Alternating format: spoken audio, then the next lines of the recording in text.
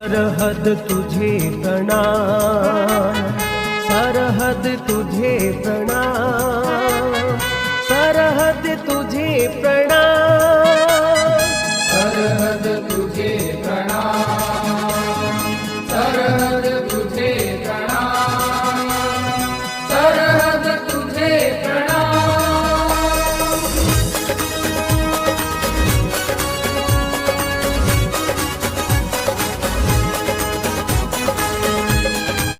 आदर्श शिक्षण संस्थान द्वारा संचालित ऑनलाइन क्लास में आपका स्वागत और अभिनंदन।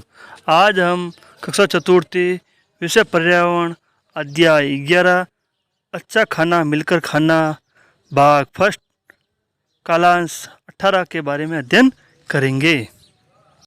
जैसा कि हमारा पाठ का नाम है अच्छा खाना। अच्छा खाना वो होता है जो स्वस्थ और ताज़ा हो और एकदम स्वच्छ हो। अच्छा खाना यानी सब मिलकर खाना। यदि अच्छा खाना हो तो सभी लोग मिलजुल कर खाते हैं और बड़े प्यार से रहते हैं।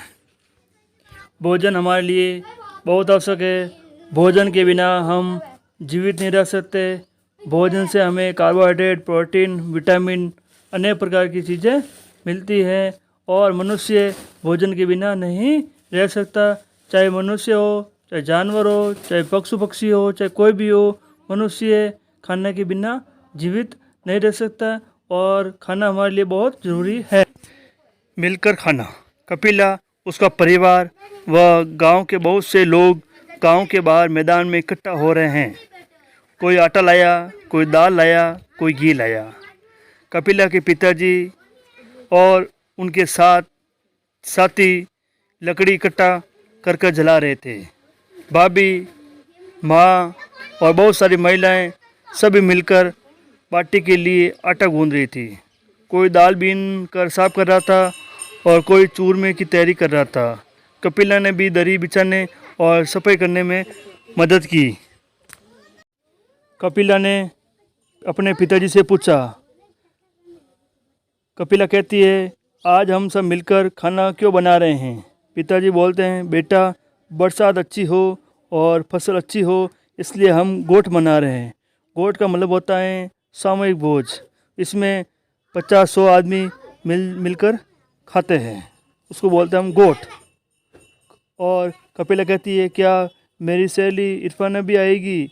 पिताजी बोलते हैं, हाँ बेटा, आज तो गांव के सभी लोग मिलकर गोठ करेंगे और साथ में खाना खाएंगे। गांव के सरपंच और 2 व्यक्ति मिलकर आपस में बातचीत करते हैं और कहते हैं कि सामूहिक भोज जहां सब मिलकर कार्य करते हैं बहुत महत्व रखते हैं।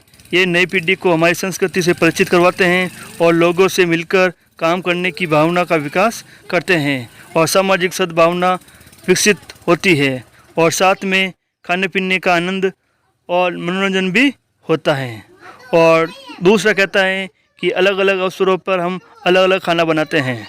जैसे मेवाड़ में हरियाली अमावस को सभी लोग मालपुए बनाते हैं। इसी प्रकार मारवाड़ में हरियाली अमावस को खीच बनाते हैं। ठीक इसी प्रकार जयपुर में श्रावण मास की तीज मनाई जाती है। इस पर रबड़ी के घेवर भी बनाए जाते हैं।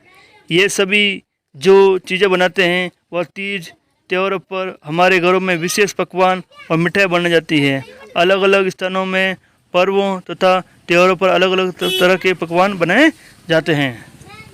इसी प्रकार अलग त्योहारों पर और पर्वों पर हम अलग अलग भोजन बनाते हैं और मिठाइयाँ बनाते हैं।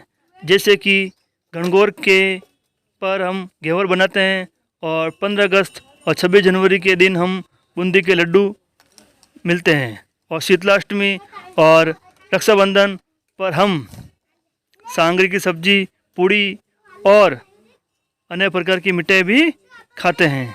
मकर संक्रांति पर सवैयाँ, गुड़ और तिल के लड्डू बनाते हैं। हम बड़े चाव से खाते हैं। अच्छा खाना, खराब खाना। कई बार गर्मियों में हमारे घरों में बना हुआ खाना खराब हो जाता है। कभी कभी बड़े आयोजनों में भी बना खाना खराब हो जाता है। तब खराब हुए खाने को हम न खाने से अनेक प्रकार की समस्या उत्पन्न हो जाती है। यदि हम खाना खाएंगे खराब खाना तो हम बीमार पड़ जाएंगे, और यदि नहीं खाएंगे तो वो उसको हम बाहर फेंकना पड़ेगा। कई बार हम देखते हैं कि कभी हम होटल में जाते हैं या कई बार खाने खाने के लिए जाते हैं, ये खाना कभी ख़राब नहीं होता है, पर स्वच्छ है या नहीं है हमें पता नहीं चलता है। भोजन की स्वच्छता हेतु आवश्यक है कि खाना बनाने में उपयोग ली जाने वाली सामग्री जैसे बर्तन, चाकू, कच्चा सामान, सब्जियां धुली हुई और साफ़ हो, खाना बनाने वाले के हाथ साफ हो और पानी स्वच्छ हो, खाना ढका हुआ हो, और स्वच्छ रहने के लिए ये भी आवश्यक है कि हम साफ और शुद्ध और ताज़ा खाना खाएं। हमारे खाने में दालें, हरी सब्जियां, फल, दूध और विभिन्न प्रकार की सामग्री भी होनी चाहिए। इनसे विभिन्न प्रकार के पोषक तत्व प्राप्त होते हैं। हमें विशेष रूप से ध्यान रखना चाहिए कि हमें खाना ताज़ा और स्वच्छ खाना चाहिए, जिससे किसी प्रकार की बीमारी नहीं हो। हर मौसम में हम अलग अलग प्रकार की चीज़ें बनाते हैं और उसको खाते हैं। जैसे कि सर्दी के मौसम में सब्जियां, मटर, गाजर, मूली और मेथी। अनेक प्रकार के फल भी खाते हैं, उसमें अमरूद, सेव, चीकू और सीताफल है। ठीक उसी प्रकार गर्मियों में भी हम सब्जियां खाते हैं, उसमें भिंडी, बैंगन, ककड़ी और टिड्डे खाते हैं। इसी प्रकार गर्मी में खाए जाने वाले फल तरबूज, आम और अंगूर आदि हैं।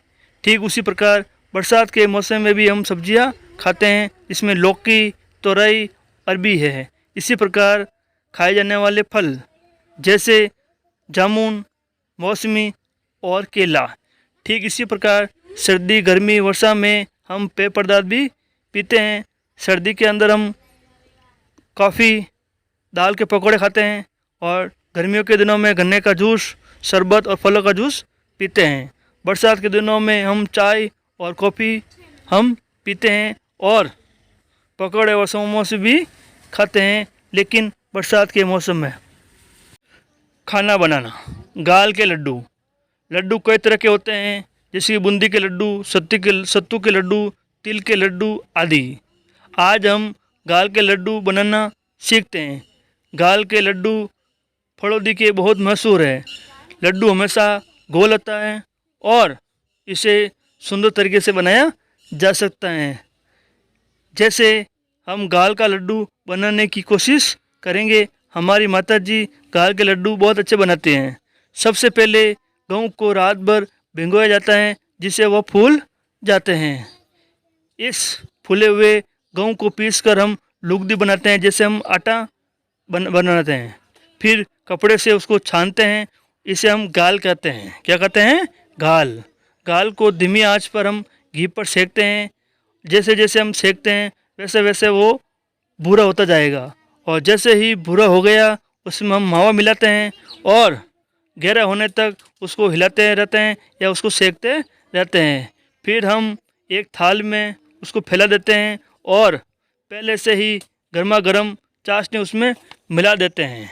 इस तैयार गाल के गोल गोल लड्डू हम बनाते हैं। ये 1 दिन 2 दिन और सप्ताह भर तक ये ख़राब नहीं होते हैं। हम खुद भी खाते हैं और दूसरों को भी खिलाते हैं। विशेष रूप से ये त्योहारों पर बनाया जाता है या किसी विशेष प्रोग्राम में बनाया जाता है। आज हमने सीखा है सामूहिक भोज आपसी प्रेम, सद्भाव और सहयोग बढ़ाते हैं, और भोजन अनेक प्रकार के होते हैं और विभिन्न अवसरों पर हम अलग अलग पकवान बनाए जाते हैं। भोजन स्वच्छ और शुद्ध और ताज़े होने चाहिए, ये हमें विशेष तौर पर अब ध्यान रखने चाहिए। धन्यवाद।